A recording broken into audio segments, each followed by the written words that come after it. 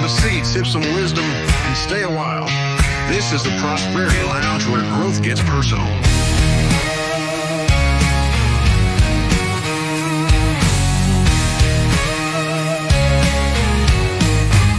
Step inside, we're breaking chains.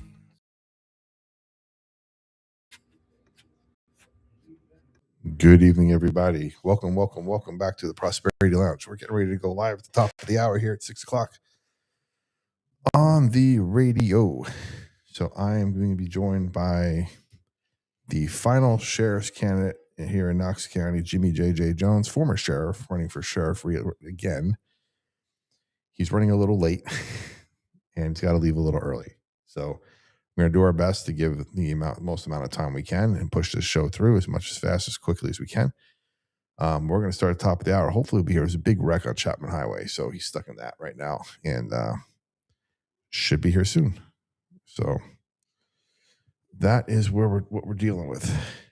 So just give it a chance here, and we will have some fun tonight, hopefully. Just filling out some super chat goals here. Any color. 10 chats is our goal tonight. Actually, I'll do 5 chats as our goal tonight, and you'll get a full-on thank you shout out on the show. Let's do that there. Perfect. Appreciate all the help and all the support. Got a couple people watching tonight so far. We're getting ready to get started soon. We are live on Facebook. We are live on Rumble. We are live on YouTube, of course. And we don't know if we're live on TikTok. We're supposed to be, but I'm not sure if we are or aren't. So I had to get some sort of verification done again earlier. So we're about a minute away from getting ready to get started. We're going to do a little different tonight. We're going to start the show, probably take a break when he gets here, and then take a break again when he has to leave. So we're going to do our best to kind of keep the show moving. If you got questions, put them in the chat, and we'll get started pretty shortly here. So if you got questions for former Sheriff J.J. Jones, please put them in the chat. It's going to be a very tight show, and we're going to do our best to move it along when he gets here. So getting ready to get started at the top of the hour with the show, and I'll just keep going along. Improvising a bit until he gets here. And then when he gets here, we'll do a break.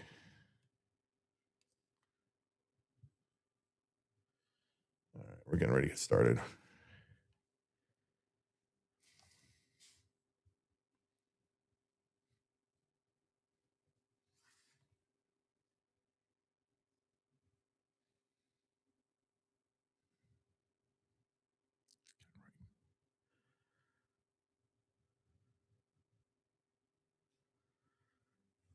Here we go.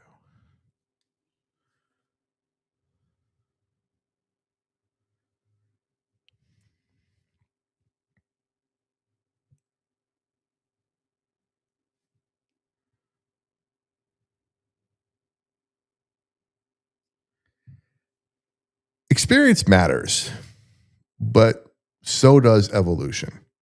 What happens when somebody who's already led the department wants to lead again? What did they learn the first time?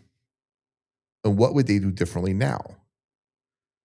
Tonight on the Prosperity Lounge, we're sitting down with the final candidate for Knox County Sheriff, former Sheriff Jimmy J.J. Jones.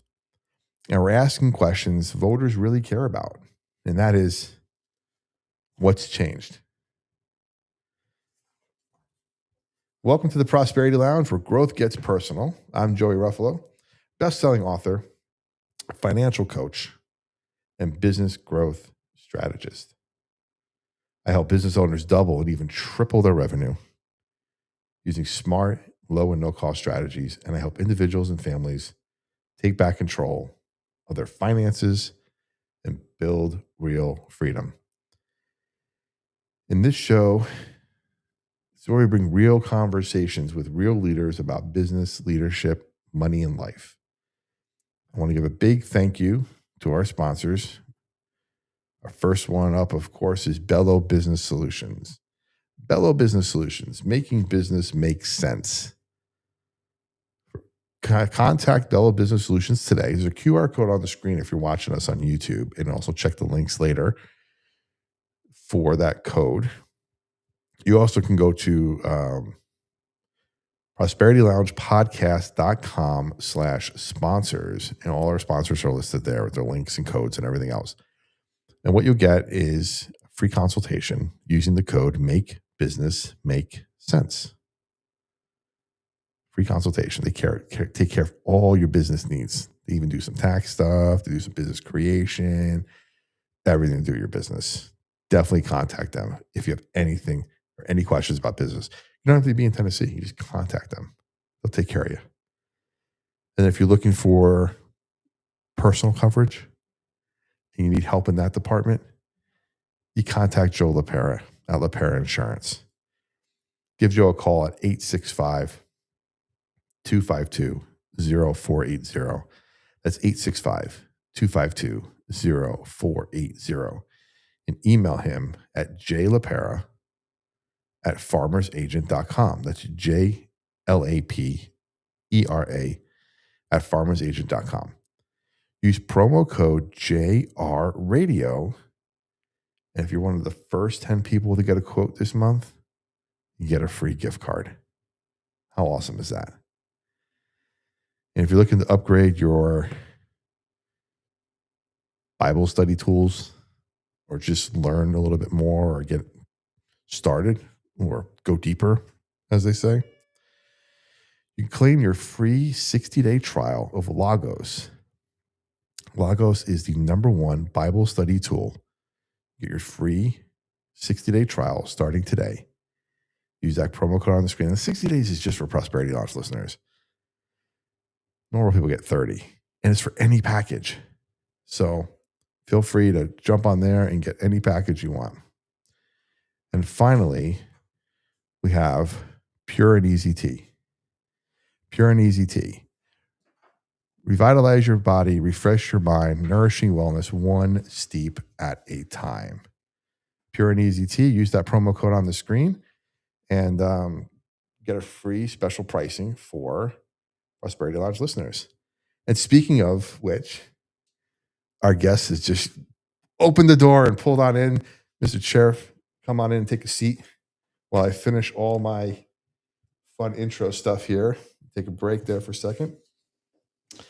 And don't forget, everybody, every week we have new episodes on YouTube. And of course, every Friday we're here from 6 to 7 live on the radio, on YouTube, for all of your Prosperity Lounge fun times. All right. Just pulled in. You're sitting down. Are you ready to go, sir? Ready to go. All right. Bad Rick on Kevin. I hear that. Okay. So your mic is right there. I'm going to do this live with you. That's your mic. That's your radio mic. Feel free to pull that out. Hold it as close as you can to you. And feel free to clip that as well to you as well. That'd be awesome. Yeah. All right. Let's get that there. It's one of those funky mics.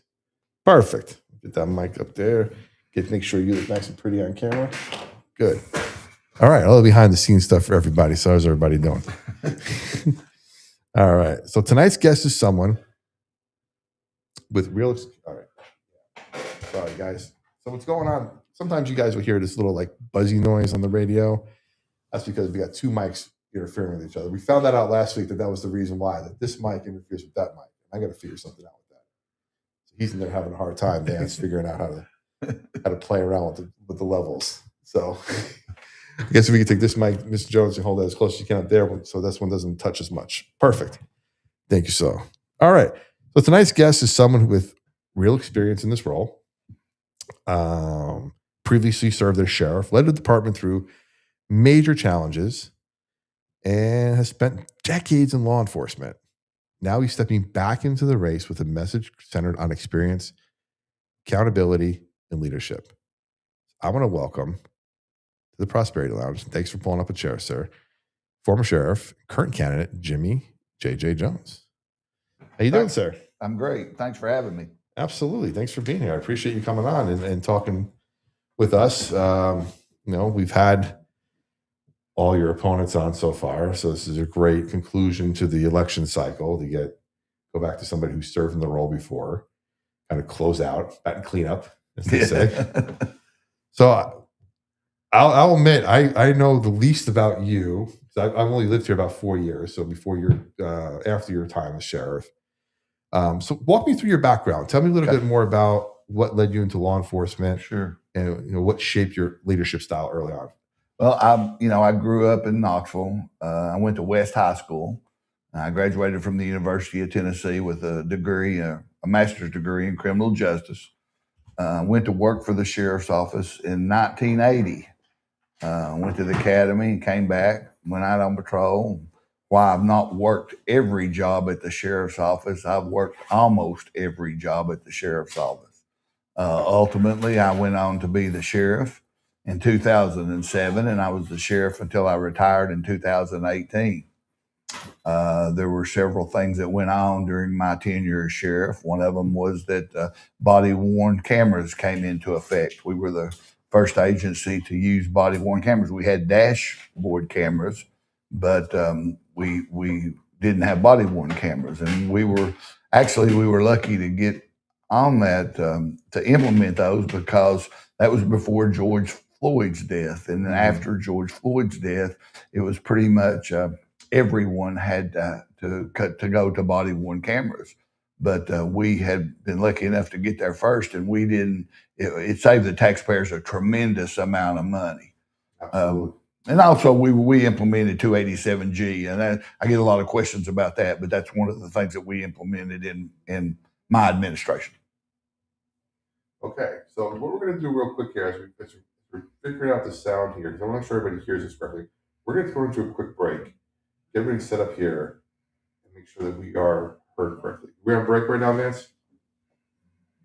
We're good? Okay. I'm trying to switch out the mic here. It's got to be one or two things. We're going to switch out the mic. Because of this here, they're so close. It's too interference. Okay, this one's either got to be really high up, like. Oh, okay. It's got to hold that high up. Okay. You can flip that where that's flipped. That should be fine. But this one up here, got to be up there. Okay. Yeah, that's the only issue with having the two mics going. Okay. One is for feedback. One is for here, and one is for the radio. So right. That's the radio. I want to make sure that sounds good. Okay. I'll try to keep it. I'm not a mic. I'm not a mic kind of guy, but I'll try to keep it up. I appreciate that. Otherwise, you got to talk. And this is what I brought for you now. That's a letter from the Farragut mayor. Okay. And here's a copy of the lease agreement for the precinct. Sweet. Investigative journalism. Love that. Thank you, sir.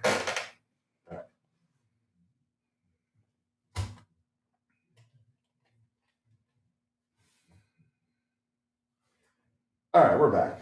Thank you guys so much for that information. I can get my guest all set up, and I had JJ's mic all backed up here, so we were getting some really bad feedback there. So I think we're all cleared up now. And thank you again for your patience on that. So we talked a little bit about your background in law enforcement, and if we can just go back to that again, because I want to make sure everybody heard that the first time. Tell me a little bit about what led you into law enforcement. Okay, I started with the sheriff's office in 1980. Went on patrol, went to the academy in Nashville. That was before they had regional training academies. Now Knox County is a regional training academy, and we train people from all over the state of Tennessee. Back then, there was only one police academy, and it was in Nashville. So while I haven't worked every position at the Knox County Sheriff's Department, I've worked almost all of them. And I ultimately ended up being the sheriff from 2007 to 2018. And while we were in there, we implemented body-worn cameras, and we also implemented the 287G program. Now, 287G, from what I understand, and just from this whole election cycle, that's the Knox County's cooperation with federal law enforcement. When we implemented the program, they only had the jail model, which means that we had an individual ICE agent in the jail. And if someone got arrested and charged and they came into our detention facility and they were an illegal immigrant, then ICE would take over and start the deportation process. Okay. That's the jail model. Now they're talking about this other one. Yeah, now they have a model called the task force model, right. which is something that I certainly would be interested in if it's done correctly. It's where you send your deputies to be trained and credentialed like an ICE agent. Okay. Then they're on the street doing their job. When a deputy encounters an illegal immigrant, they can call one of these trained officers to the scene, and they immediately can start the deportation process right then. But it's still under the control of the sheriff's office. It's not like you have an ICE or ICE supervisors controlling our officers. The sheriff and would still be in charge of all the officers, and it would be his responsibility to make sure that everything goes right. He would be the person that you would answer to if a problem arises, not ICE. Okay. So this difference. So right now the jail model is if they're in there for a crime, they're brought to the jail. There's, you want to understand, there's one or two people that are trained to use the system to look up whether or not there's a detainer or Correct. potential. But the task force model then is allowing more trained officers to do it at their cruisers, at the computer, or the car. Right. And they also would still maintain their regular duties as a patrolman for the Knox County Sheriff's Office. They would just assume this role if someone encounters one of those illegal immigrants. Now, I'm going to ask a question. I didn't get a chance to ask the other ones. I've been thinking about this and it just popped in my head. How do you, as a leader in this role, let's say you use this task force model, whether that's the way you want to go or not, how do you curtail officers from just willy-nilly looking people up? Well, that's a function of ICE. Okay. Now, like when you saw the raid at Hardin Valley or the things that are raids on construction venues, that is something that ICE does. That is not something that the Knox County Sheriff's Office would be doing. We wouldn't do that. Now, certainly, if they needed assistance, we would assist and help them if they asked for that. But as far as Knox County deputies doing that, that's not a function of the task force model. Okay, so this wouldn't be necessarily an officer just rolling down the street. Absolutely. Going, hey, I'm going to check him out. No, absolutely. And that conjunction with another crime, as they're searching, they're able to search this as right. well and then say, okay. And that's why I say that the sheriff needs to maintain the ability to direct these individuals who are credentialed by ICE, because the sheriff is responsible to the citizens of Knox County. And that way we keep it all in Knox County and the sheriff is in control of it. Yeah, because if for some reason you have this thing and ICE decides, or federal government at some point decides, hey, we're just going to randomly do things. Well, and you see in other states and it can get out of hand rather quickly. Absolutely. And when someone is in charge who doesn't answer to the citizens of the county, then it's easier for them to let it get out of hand. If I'm in charge, I'm responsible to the sheriff's deputies and to the citizens of Knox County. So I'm the one that the buck stops with. That's right. So interesting perspective here, because you led the department for how many years? 11 years. 11 years.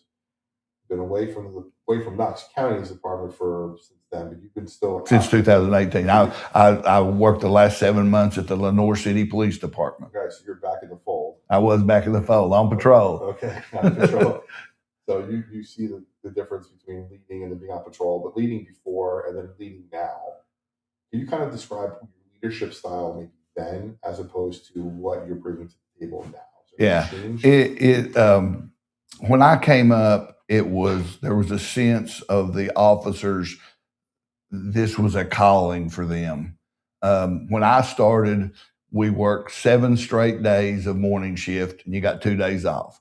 Then you work 7 straight days of evening shift and you got 2 days off. Okay. And you work 7 straight days of night shift and you got 3 days off. And those 3 days off were a weekend. So you got 1 weekend a month. I made $8,700 a year when I started at the sheriff's office. Now, with the generation of officers we're hiring now, the first question is, how many sick days do I get? How many vacation days do I get? How much overtime do I get? And what's the pay?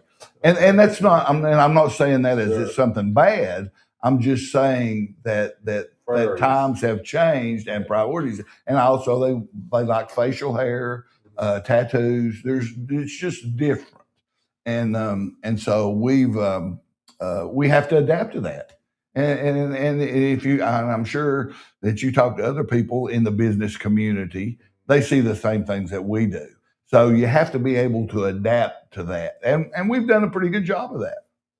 Is there a lesson that you learned your first time around that you're like, man, going back into this, man, going like, man, I wish I would have known that early on. Yeah, I think it's very important that you listen to what the citizens and your officers have to say. I had 3 doors to my office, and when I was there, all 3 doors were open, and they knew that they could come in. They would come down the hall, maybe going to records, and they would see with my door open, and they would pop in and ask me a question. And same with the citizens. They may have been coming to get a report, and they would see my door open and see me sitting in there, and they'd walk in and talk. I learned so much just from listening to what people say and what happened when they were encountered by a sheriff's deputy. Now, most people, when they're encountered by law enforcement, it's not a good situation.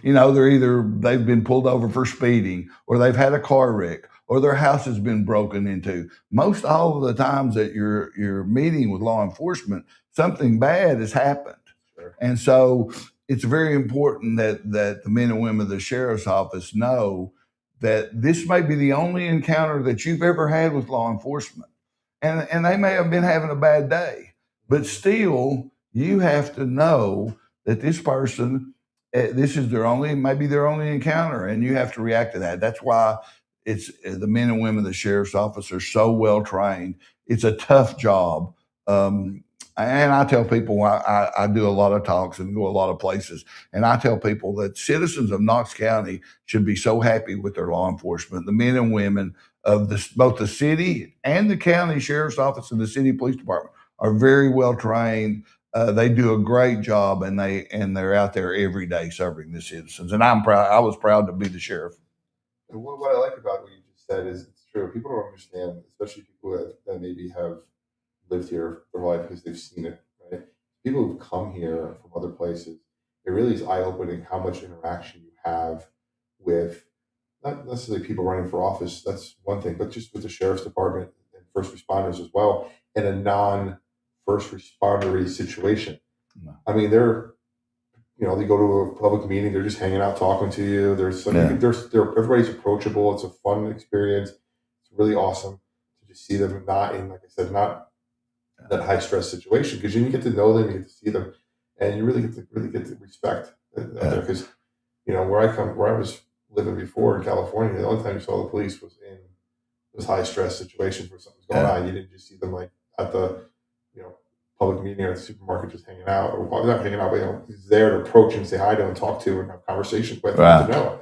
And that's the thing about this area. Probably about 85% of the job is dealing with the public, and that's why I got into it.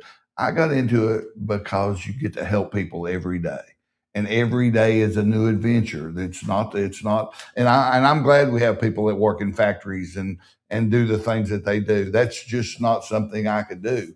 And I think being a part and interacting with the public is a very high percentage of what we do. Back on patrol, running the streets of Lenore City, Loudoun County over there, right? What have you seen any changes in law enforcement since that time frame? And it was really good for me to get back to there. It was, of course, a smaller community. They loved the police. They wanted that when they saw you, they wanted to talk to you. They waved at you. They wanted you to get out at the playground with their kids and talk to them. And it was very refreshing to me to be able to do that. But I think the main thing in law enforcement that has come so far is technology. Back when I started, the radio system worked about half the time. You had to rely on a records unit to run a license plate or a driver's license. Now that's done in car. There's a computer in car. They can run everything. All the reports are generated from that computer. It's just come a long way, which has made the job for police officers more efficient and easier. But it's taken a new breed of officers to understand and be able to do that. Some of the older guys, it's been a challenge to bring them forward into that progression. Speaking of before and now, obviously you're talking about leadership. You led the department. You're hoping to lead it again. If you could speak to voters and ask them, say, there's one difference between then and now, what would it be? I think it's access. I think you have access.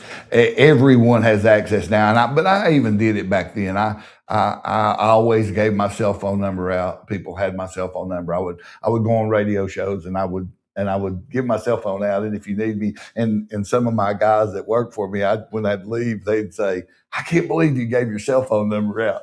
But I've got the same number now that I had 37 years ago. All right, so you remember it from that. It's still a tough number. Give a call. Awesome, I love that. So I want to get into a little bit of what effective policing looks like today. We have a lot of stuff going on in the world. Talked about body cameras initially, getting those started. Now they're everywhere. You have Knox County, you have On Patrol Live following officers around, which brings an extra level of transparency, but also brings an extra level of security. You have more people you have to watch out for, more people that could get potentially in the way of an investigation or an active situation. People take clips of certain things and run it a certain way on social media, and things go out of proportion. So, what does effective policing look like today compared to when you first started? And some of the things you brought up, I think it makes policing better. I think when you have as many eyes on what's going on, it makes policing better. Initially, when we started with cameras and body cameras, there was a pushback at first, like, "Oh, this is not good. This is not good. What if I say a curse word, or what if I, do, Okay. and so we had to evolve to understand that ultimately the camera helped us more than it ever hurt us. Sure, there's going to be mistakes. Police officers are just like everybody else. They're like doctors, lawyers, preachers, and teachers. You have good ones and you have bad ones, and sometimes they make mistakes. And when they do make mistakes, we have to deal with it and we have to move on. But I think the more publicity and the more cameras and the more cell phones with people recording, I think has been good for the public, and I think it's been good for law enforcement. A lot of things we talk about themes on the show. We're talking to business owners, we're talking to people in financial situations, we're talking to candidates and community leaders. This is proactive versus reactiveness. So in policing, can you break down what that looks like? One of the things that I bring up with the different candidates, and to my level of policing, is broken windows policy. It's basically my go-to with this question. So can you kind of explain a little bit of your approach on proactive policing? What I like to see is the guys and girls on patrol in the subdivisions. When they're not actively answering a call, I like them to be in their subdivisions. Back when I was on patrol, we had a log, and every time you checked the subdivision, you had to write it down, and you had to write down the times, and you had to write down where you went in, and so at the end of the shift, you would turn that in. I think we need to get back to that. I think we need to be driving through neighborhoods, and the people in these neighborhoods need to know that the police are there if they need them. Of course, the chances of a policeman driving by and catching somebody breaking in your house are probably about as good as winning the lotto. It doesn't happen a lot, Sure. But we have to depend on your neighbors who know your vehicles, who know the people that come and go. Those are the people we depend on. When they see something that's out of the ordinary, they need to give us a call. And knowing the subdivisions and where to go helps us get there quicker. Well, speaking of subdivisions, I'm going to probably bring up the biggest subdivision in Knox County, for lack of a better phrase, is Ferrier. I had a lot of questions, but I know we're a little short on time tonight, so I want to get to the big Sure. elephant in the room, and that's Farragut. Actually, somebody in the chat just said, "Sorry, I'm late to the party. Did you talk about Farragut yet?" We're talking about it right now. Your ears are ringing. You got there just on time, just in time. So there's a lot of people going around right now. A lot of people paying attention to, especially out in our neck of the woods. Full disclosure, I'm running for alderman in Farragut in August, so it's part of my platform as far as policing goes. I got to bring it up, but I don't want to talk about too much of that. At the end of the day, people want to feel two things. They want to feel safe, and they want to know that it's being done responsibly. So take me through the history of the Farragut, quote-unquote, Farragut precinct. Okay. I can tell you that. I was the sheriff that started the Farragut precinct. Okay. Initially, we had a precinct in the town hall of Farragut. As it grew, they needed the space in the town hall. So, and we had a great partnership with the previous mayors. And so when they came and asked, could we give up that spot for their growth? I was like, sure, but you need to help us find somewhere else. So they did. They helped us find the precinct at Turkey Creek. We had a contract. They did a great job with the project manager down there. Found us a great place. We built that out with inmate labor, and we had a contract a year at a time for $200 a month, which was an amazing price. And it was in Farragut. It wasn't Cedar Bluff. It wasn't. It was in Farragut, where it should be. But going in, we knew that there was a possibility that some entity may want to come in there and rent that space. So there were several times that the project manager had come to the captain in charge down there and said, look, somebody's looking at where the precinct is right now. We just want to let you know, give you a heads up. Well, it fell through 3 or 4 times. Well, finally, it didn't fall through. Finally, someone wanted to rent the space. So they came to them and they told them, hey, somebody wants the space. And they gave them an alternative. They said, we've got a place next door. It was about half the size. And they got another place just a little bit down the street that was a lot bigger space. It was twice as big as what we had. So the smaller space really wouldn't have worked out for us, but it would have been okay for temporary. Mm-hmm. And this is my opinion. The line of communication stopped between the sheriff's office and the project manager, and that's where we failed. And this was, again, this is not my administration when this happened, but we failed, and we quit communicating, and so we sent people down there. We cleaned out the precinct. We left abruptly. We pulled everything out instead of working together and finding another place temporarily and doing what we should have done. I call them knee-jerk reactions. We pulled out. We started looking for another place. We found a place in Farragut. Initially, it was like $4,400 a month. I think we got it down to $4,000 a month. But what would have been the best thing to do is we should have looked at that area that was double in size, because now we have an initiative called Real Crime Initiative. And we've gotten a grant, and that's like a lot of equipment. It's cameras and interfacing with everything together. And that would be an optimum place to have that in the Turkey Creek. Absolutely. Absolutely. And so I talked to the planning commission last night, and my promise to them was, I hate to use the saying on day one, I'll do this, because sometimes on day one, it's hard to do that. But what I promised them was on day one, we would initiate a place in Turkey Creek to find what we need and where we need it. And I would have the precinct back down there where it was, where it needs to be. That's my promise. I was the first one to put it there. And if I get elected again, I'm going to put it back there. Yeah, so some of the stuff I heard, maybe you can clear this up for me, but the space you guys are in now, not really a precinct.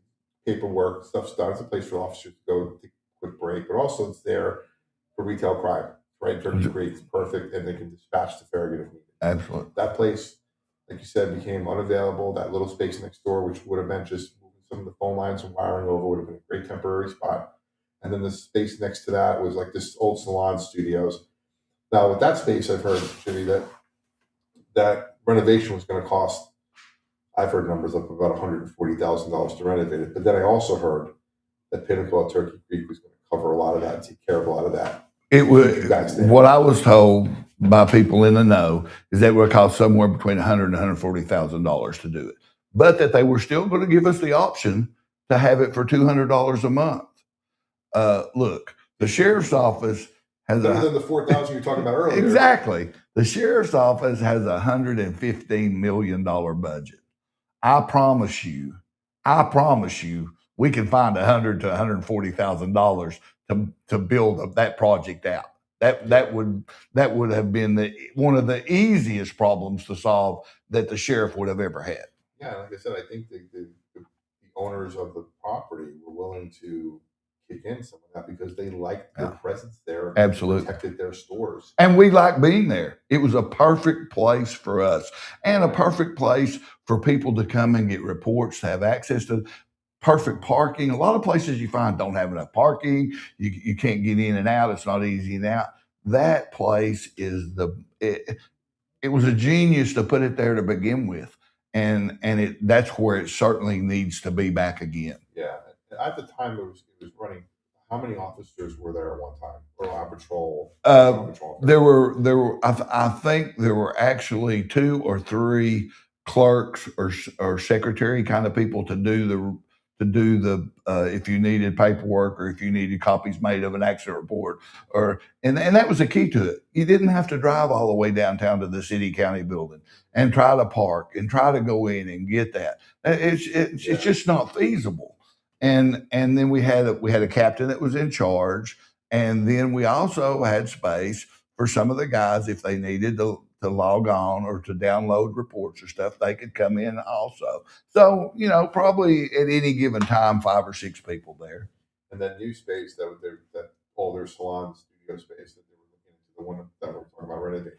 How many would that have? Oh, there would be. It would probably be double that. Double that. So yeah, that really would have been a full-on operational. Yes, and it would be exactly, and it would be a central hub for cameras to come in, to traffic cameras, cameras in the vicinity that we have, drone cameras, drone footage, any of that kind of stuff that we need, and we got a grant to do that. It's going to be a really nice.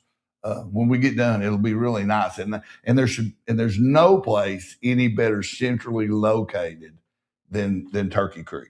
Absolutely. Now I'll ask a question regarding when you guys are expanding it. Will there be holding cells there? I don't think there's any of that in the works. I think it's specifically, the grant is specific that it's for crime scene management, traffic management, that kind of stuff. I don't think we'd ever have a place that of course, we really don't need anything like that because we have paddy wagons that transport and come and go. I was just thinking if somebody does petty theft or something. It would be.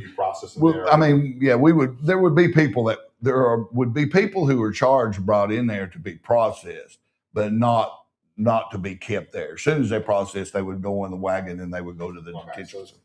The longest they're there is until the wagon shows up. Absolutely, and they would be on the wagon would be on the way once they were arrested. They would know that they were coming to pick somebody up. That asked that question. Yeah, absolutely. No. Hanging around for a while. Right. No. Okay. So, like you said, you were the first one to open up that precinct out there in Farragut. What kind of impact did it have on safety and visibility in the community? Oh, it was. That was one of the reasons that we chose Turkey Creek. They were having a problem at that time with car break-ins and car burglaries and car thefts, auto thefts, actually stealing the whole car from the parking lot. And that's what, if you look around Knoxville, those are the people, or those are the places that criminals target. Big parking lots with lots of cars. It's like it's like Christmas time. They can drive down the lot and pick and choose which car they want. And so when we moved in there, it was perfect for us because of the problems they'd been having. And almost immediately the crimes went down to almost non-existent because there were police officers there were police cars sitting in front of the precinct, there were motorcycle officers there were officers coming in and out doing their paperwork. So it was a place that the criminal element didn't want to be because there was police officers around. Sure. So one thing people are trying to understand is how all this gets funded. You know, obviously Farragut's a unique. It's kind of like this. I don't call it like a unicorn in the system. It's like a semi-autonomous, its own town, but relies a lot on county assets to provide school. And they pay a lot of and they pay a lot of taxes. They pay a lot of taxes. It's different than say like Halls and Carnes or Powell that are part of Knox County that you may have presence, but not necessarily the autonomy that Farragut has. Farragut pays a lot of taxes. Farragut does not have a property tax for Farragut, but they do have a property tax that goes to Knox County. Half our sales tax revenue, which is what we use to basically provide all our services, half of that goes to Knox County. Can you walk us through how law enforcement in Farragut is currently funded? Yeah. Is it funded from that? And then what are some limitations that if the town wanted its own department? We looked at all of that.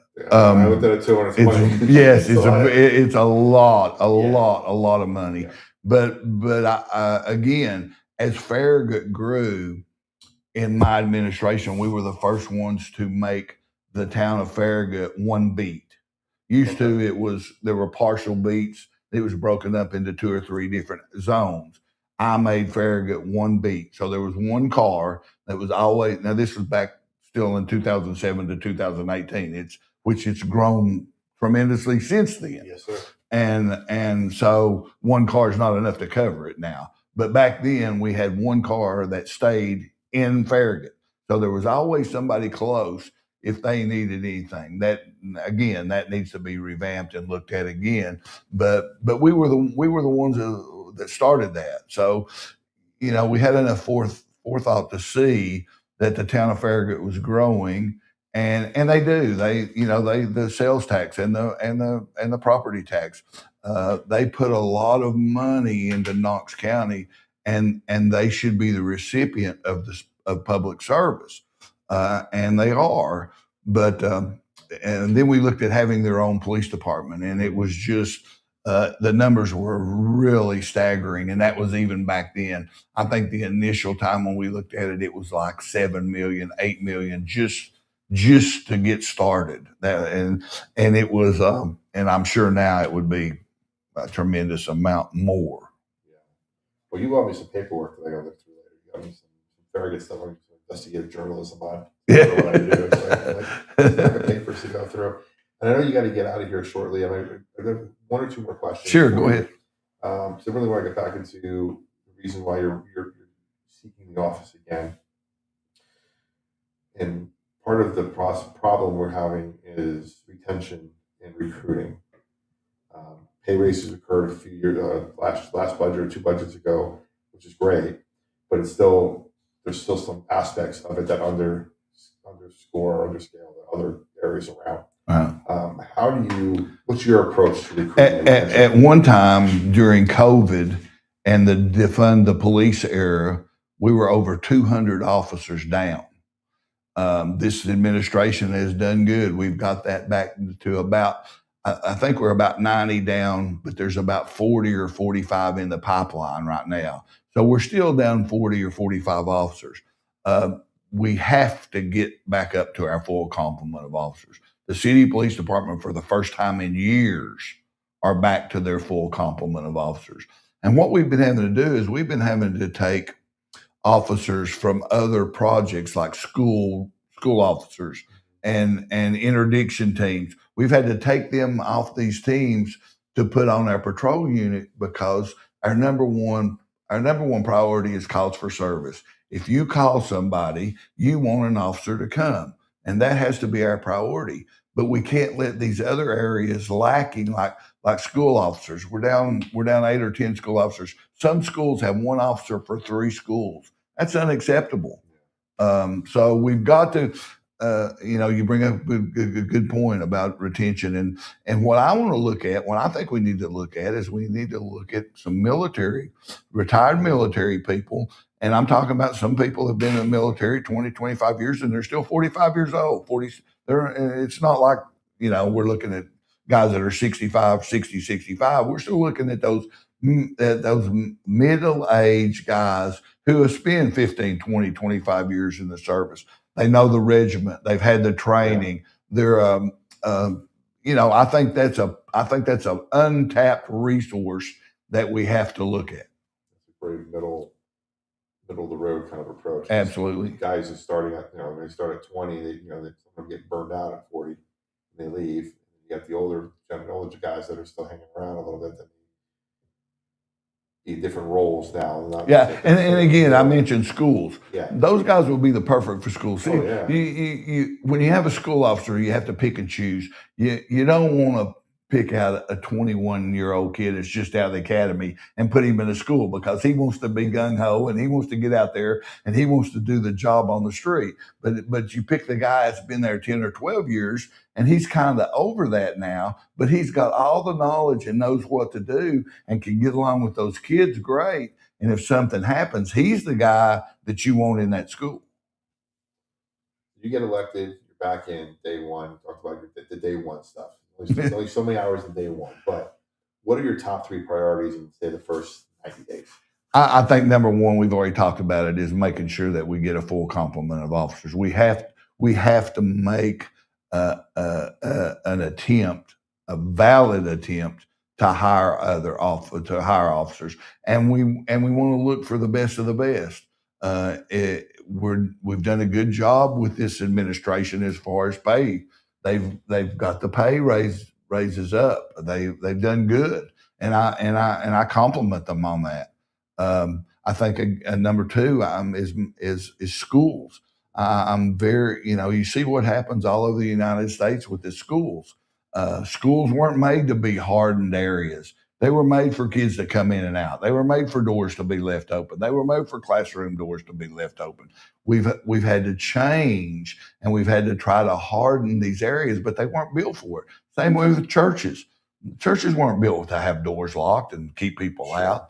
So we've had to reevaluate our safety situations and do some things. Again, technology's helped with a lot of that, but we still have to have boots on the ground. We still have to have the people there when something happens. They have to have the ability to act and react right then. I love that. So I usually close with our guests with a rapid fire round of questions. I'm going to give you 5 instead of 10. Okay. So real quick. Early morning shift or late night patrol? Late night patrol. Coffee or energy drinks? The coffee. Starbucks. What's one word your former team would use to describe your leadership? Hands-on. That's not one word, but maybe put a hyphen in there. Most misunderstood part of being sheriff? It's not about law enforcement anymore. It's about administration. You're the CEO of the 3rd largest company in the state of Tennessee, $115 million budget, 1,000 employees, 1,200 prisoners. It's not Mayberry, is it? What's a leader you respect and why? Say it again. A leader that you respect and why? A leader that I respect. I don't know. I guess it's Ronald Reagan is the one that everybody says, but I think of course, we've had some good guys, Burchett and Mayor Jacobs. We got some good guys around here that done it. I worked for Burchett was my mayor when I was a sheriff. So Mike Ragsdale, and we've had some good guys around here that do a good job. I always ask this question to everybody: what's your personal definition of prosperity?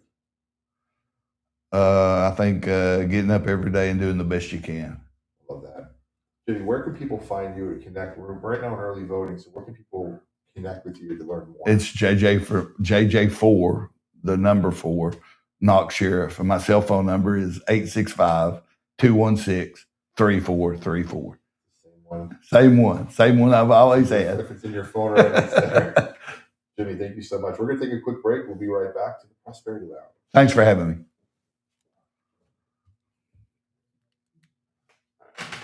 Can I hold on to these? Yes, yeah, those are for you. Perfect. Take a quick photo. Yeah, sure. That car, a car pulled out from Yo Steakhouse and knocked the car over the guardrail down into the bottom of the ravine.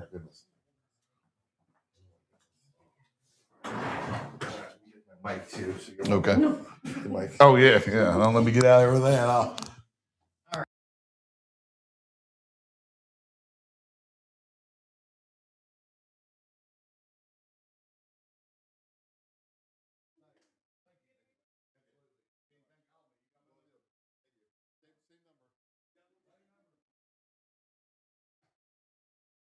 We're back, guys. Thank you so much for hanging out for a second. Kind of a weird show tonight.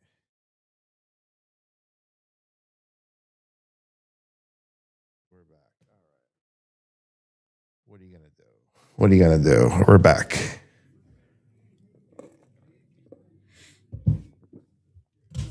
We're on break on the radio right now. Jimmy had to leave.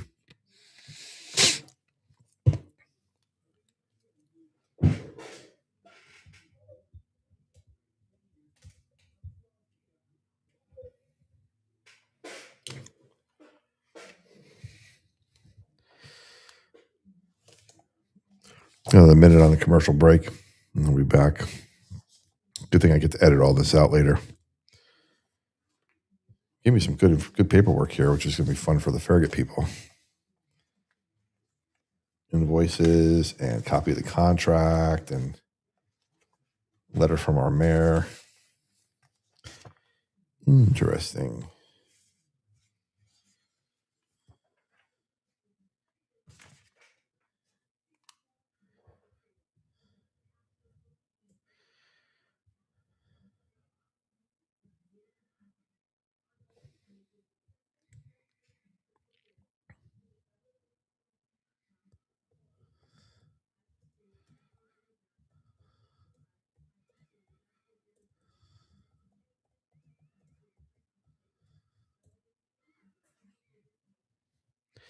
All right, we're back to the Prosperity Lounge. Thank you so much. Usually we don't take that many breaks when we have a guest. We actually don't take any, but tonight we had to take two, and I apologize for that. Jimmy had a previous engagement and then was caught up in this horrible wreck on Chapman Highway, so we had to start the show, get him involved, get him sitting down, and then really just get back to it.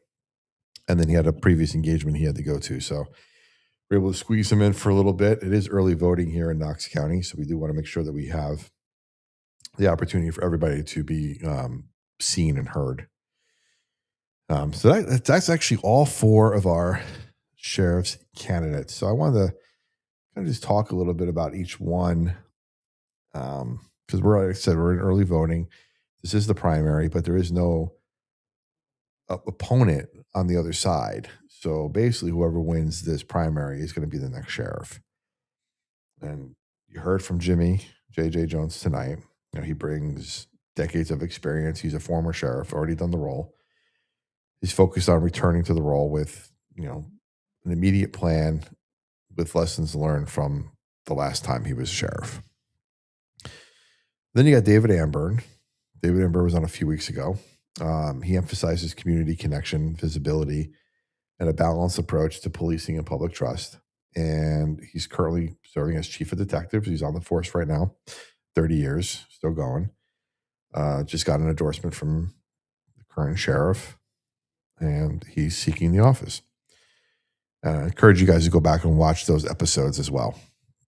And then we had Brent Gibson. Brent was on back in October, so he was on right before everything was declared, but we knew he was running, but wasn't official until everybody picks up their paperwork. But he brings leadership and organizational perspective, focusing on structure, accountability, department culture, for sure.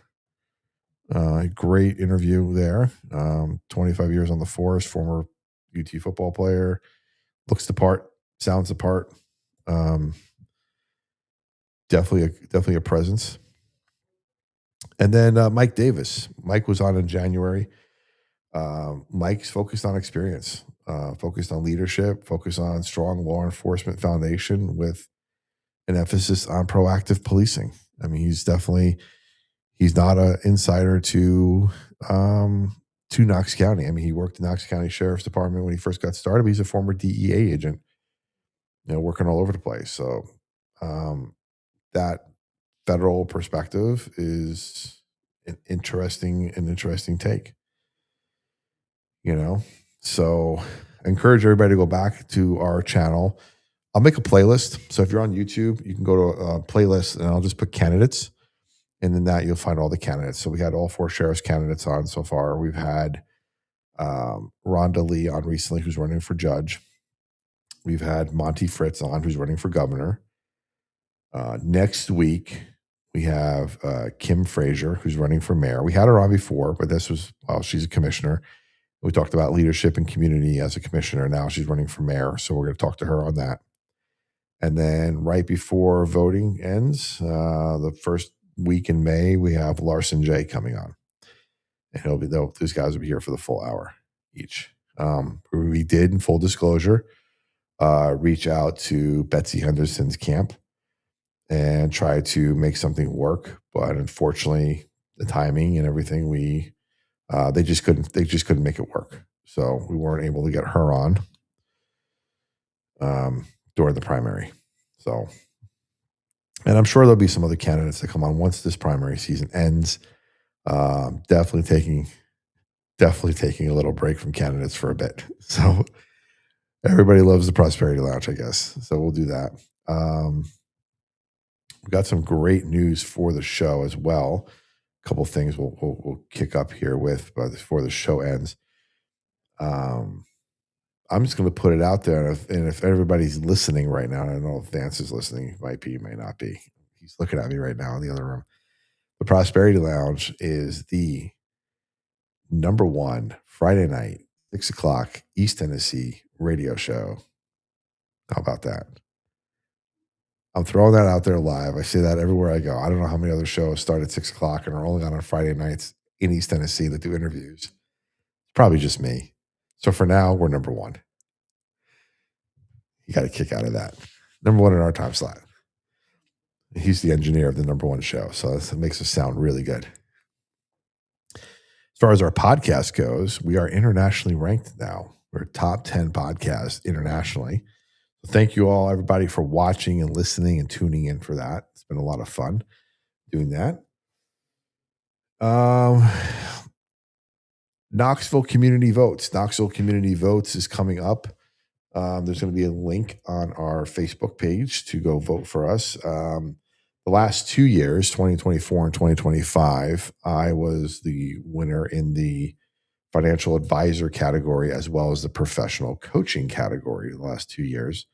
We were up again in those categories. However, I just got an email the other day that somebody nominated us for best radio show on their radio station. So it's all these radio stations, and then it's the Prosperity Lounge with Joey Ruffalo, and then all these other radio stations. So if this show can beat radio stations in this voting, I don't know. Maybe I'll throw a party. I don't know. A virtual party. So there you go. Anyway, there's some fun things happening. We're coming up on our 1-year anniversary. May 3rd, our first episode was May 3rd of last year. 30 minutes on a Saturday morning, that little show that could has turned into this hour-long interview, community-centered episodes of fun stuff. It's been amazing. So on May, let's see, let me get the right date for everybody here. It's definitely election day. I should know that. It's whatever that day is in May.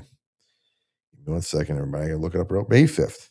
Yeah, May 5th at the Farragut Community Center. May 5th at the Farragut Community Center at 3:30. It's the Farragut Home-Based Business Ribbon Cutting.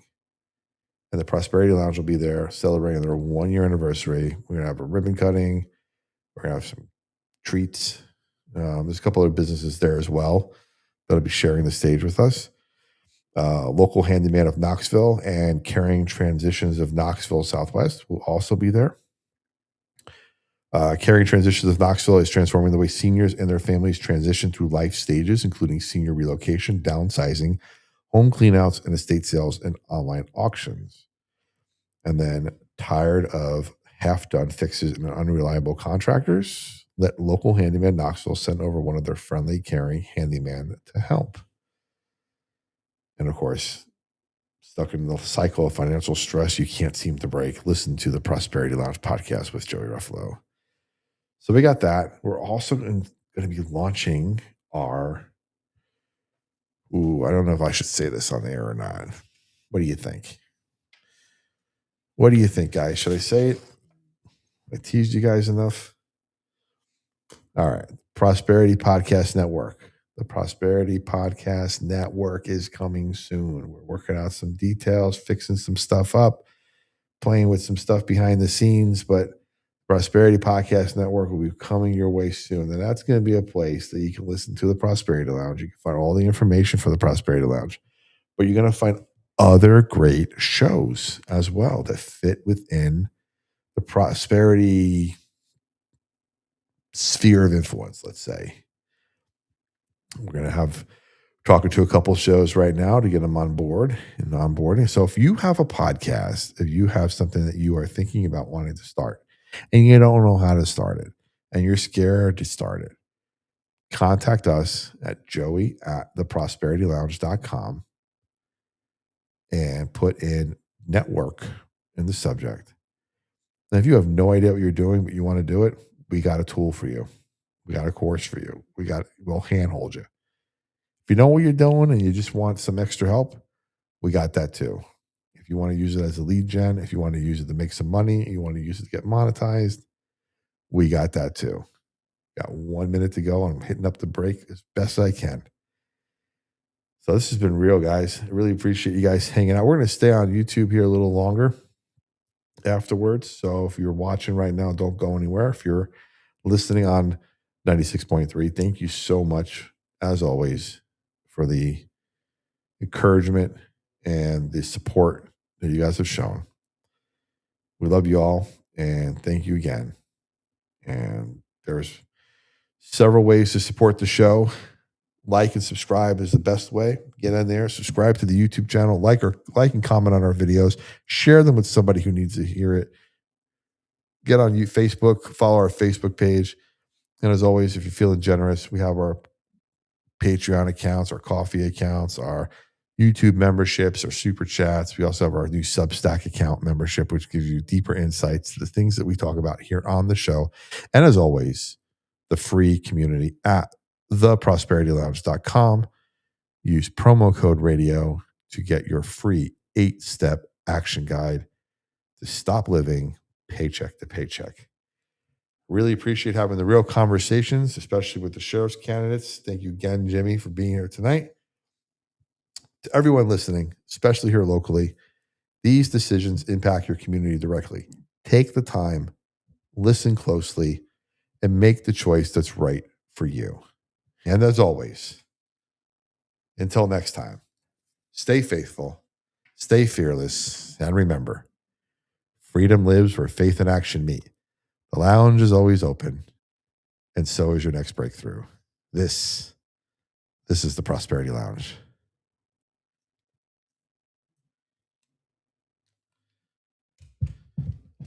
All right, everybody. Thank you so much for hanging out on this Friday evening here in mid-April. Nobody had any questions, which was great because he didn't have the time to answer them. But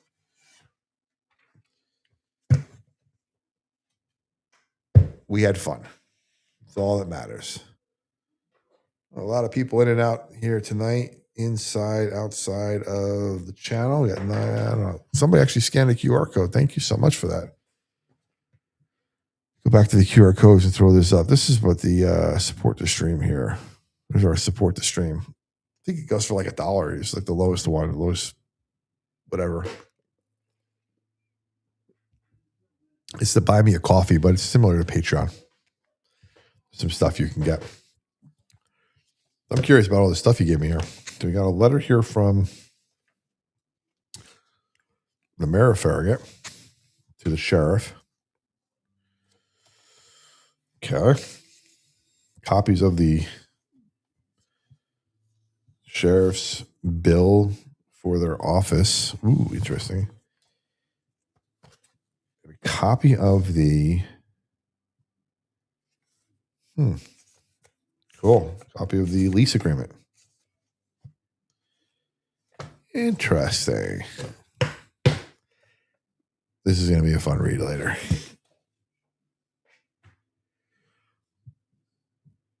Well, that's about it, guys. I'm supposed to be live on TikTok too, but I don't think I am for some reason. It's really odd. It's supposed to be. It said it was. But let me double check something here. Because I was really going to try that tonight. TikTok live monitor. What the heck is that? Am I live? I had to do something earlier where like I was live and then had to like do something to show that I was live. Oh, I guess I am live. Okay. 29 total viewers. I don't know what that means. Because I go to my app, I'm not live. So I don't. Maybe it's another way of seeing when I'm live. How do people see that they're live? You click on your face or something, right?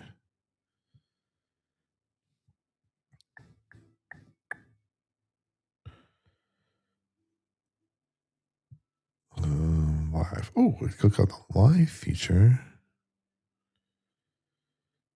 Am I actually live right now? Does it say I'm live? Yeah. Wow. No, it's actually telling me to go live. Maybe I never went live.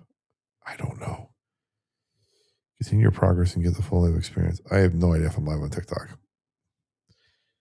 I'll have to play with that later. Anyway, well, thank you all for being here.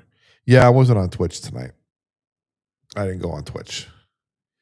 Am I live on TikTok? All right. Well, I guess I'm live on TikTok. I have no idea because on my end, I'm trying to watch myself and I don't see myself. So I don't know how to control the chat and the people that jump in and out and all that other stuff. But I got somebody in the other room telling me they could see me live on there. But cool. Yeah, I had to get so many followers to go live on TikTok. So I tried that tonight to see if it would boost some engagement over there. Yeah, thank you so much, Up to No Good OG. I love this program too. I love this program as well. Man, I wish I could. Let me see if I can upload this real quick, guys. I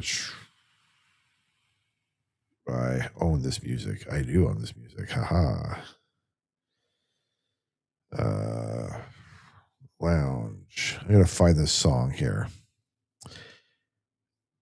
I don't know if I can find it right now. I love this lounge. Oh, I think this is it. Let me just double check something. Yep. There we go. We're going to upload this song. You guys are going to listen to it here. This is our new song. We have our theme song that we play. Let me play that for you guys. Let's go. I can't want every live at every place. Yeah, I know, Noxy. I know. Do the best you can with what you got. Okay. So we have our normal theme song. Let's see if that's. Grab a seat, sip some wisdom, and stay a while. This is the Prosperity Lounge where growth gets personal. This is going to give me a copyright strike if I don't copyright strike it myself. That's what YouTube does. Step inside. I should never heard past this part. Chains, mind on wealth, heart in the game. No fluff, just facts and major gains. We rise together, that's how we play. Welcome to the lounge where your vision comes alive.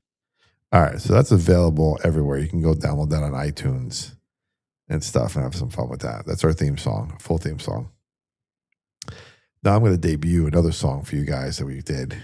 It's not available yet on iTunes, but it's going to be soon. So, I don't know if I should do this actually. I'm going to do a little snippet of it. I'm going to tease it. I'm going to tease the song. Because I got to take care of something before I show the whole thing. So I'm going to tease it. Here we go.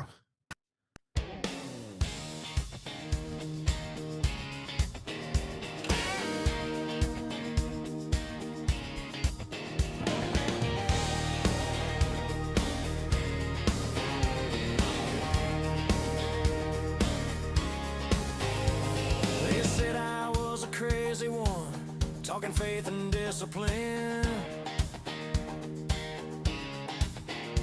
Said nobody wants the truth, they just want something easy. I was talking stewardship while they chased the fastest lane. I was building something deeper, they were selling short-term gain. They laughed when I said freedom was more than what you earn. Said people don't want growth, they just want to not get burned. They said tone it down, make it softer. I said no, this is how it's done. So how do you like the lounge? Now that comfort wore you thin, when the shortcuts came up empty and the noise didn't win. I wasn't built for everybody, I was built for the ground, where faith turns into action. How do you like the lounge? Tease. First listen. Hashtag first listen. Hashtag tease. That's going to be rolling out for our 1 year coming up soon. So 2 new songs. That was one of them. We got another one as well. It's kind of a little bit more of a tribute song, but people in the other room are listening to it right now and getting real excited about it. So that is it for this evening. Kind of a weird show. I'm like, I don't know. Sounds like doors are opening, but they're not. Oh, doors all are opening. Okay. I was wondering what's going on in the other room. You hear like the wind pulling in and out. But yeah, so that's going to do it for tonight. It is, I don't know how to end the show. We're just going to end it.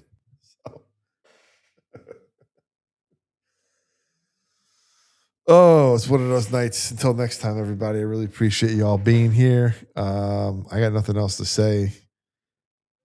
It's like spooky ghosts out here in the old gospel radio station. There's some spooky ghosts happening, which I don't know if that's supposed to happen or not, but it does.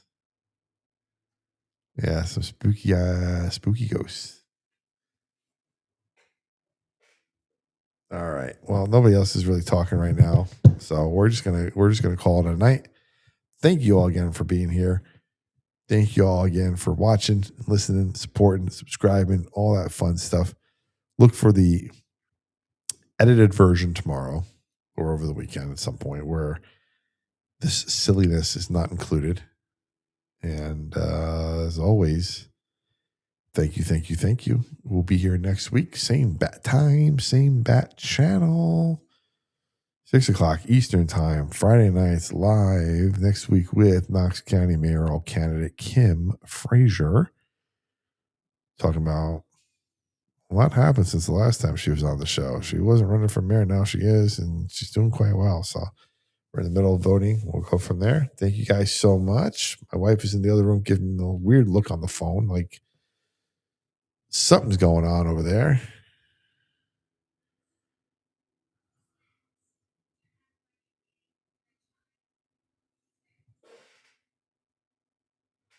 Oh, she's just watching somebody else's stream. Apparently has a lot of people watching compared to this educational stream. How many people are watching that one? How many people? Hey. How many people? Just curious. How many people are watching those? This lady's got a skunk on her face, and she's gunk on her face, and more people are watching that than are watching me tonight combined. This guy's brushing his teeth with a popsicle to turn his tongue blue, and he's got how many? 2,800 people watching right now. So maybe I need to just like do something silly. I don't know. But that's just not me. One girl's just sitting there like this. Okay, they do like the people. I'll just sit here like this for a while and see if anybody shows up. The sillier it is, the more. I'm just gonna sit like this. See what happens. Hello, chat. Thank you, chat, for being here, chat. How's chat doing tonight? What's up, chat?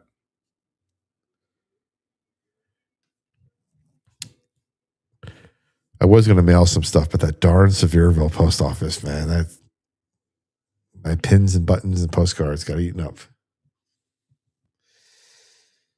No, I don't know why Siri just showed me where the Sevierville post office is on my phone, but yeah. Well, before I say something I shouldn't, I'm gonna end the stream. Thank you all for being here. Have a great evening, everybody, and we'll see you all next week. What is this? Well, good question there, playa. This is the end of our radio show from 6 to 7 o'clock Eastern time. We do a live radio show, and then after 6, 7 o'clock, we kind of do an after show where we talk about what's going on, but I've run out of things to talk about, and I was just about to end the show. So there you go. We talk a bunch of stuff: faith, community, leadership, small business, personal finance, growth, all that kind of fun stuff. It's election season where we're at, so we had a lot of candidates on. Tonight we had a candidate for sheriff on, talking about what he would do if he was elected sheriff. With 4 people that are running for sheriff, we've had all 4 on. Tonight was the last one because it's early voting where we're at. Elections in 2 weeks. And everybody wanted to come on and talk about what it was like to run for sheriff. So that is what this is. What I was doing when you came on, just kind of sitting there like this. Apparently somebody was doing that and they got 1,200 people watching them do that. I have 8. So I was just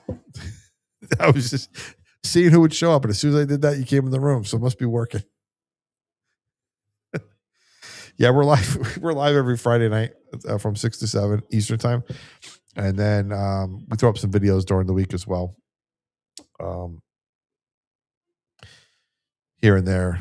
I was on a Monday, Wednesday, Friday schedule because I was releasing podcasts Monday, Wednesdays, and Fridays with different people, but taking a little break between season 1 and season 2 on that. So we're just doing the live show on Friday nights with the occasional just live stream here and there. So if you like it, come on by. We're everywhere here. We're live streaming right now on TikTok, live streaming on Rumble, live streaming on Facebook, live streaming here as well as on YouTube. So sometimes Twitch as well. So if you find us anywhere, Instagram, Facebook, feel free to give us a follow. Let me know let me know you were in the chat, and I'll give you a shout out. And I appreciate you being here. Good night to you as well. So that is all for tonight, everybody. Take care, and we will see you all next week.